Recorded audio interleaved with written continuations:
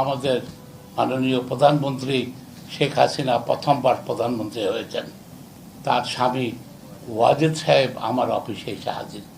জাফরুল্লাহ, আমাকে একটা চাকরি দাও। আমি বলি, ওয়াজেদ, আমার কি মাথা খারাপ? প্রধানমন্ত্রীকে চাকরি দেবো আমি? এটা পাগলামি ছাড়েন। ওনার রিটায়ারমেন্ট হয়ে গেছিল। আমি বললাম যে সবারই এক্সটেনশন হচ্ছে, আপনারও হবে, আপনি যান। মিয়া, তুমি তো আর হাসিনারে বিয়া করো নাই।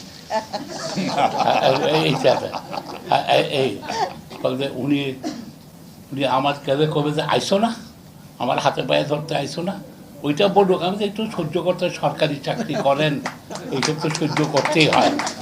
তা না, তারপর তো এক্সটেনশন দেবে না। আমি জানি হেডমাস্টারকে দিছে, আপনি অ্যাটমিক এনার্জি কমিশনের অত্যন্ত শিক্ষিত, অত্যন্ত আরে পাগলামি করে জানো, তোমারও সাহস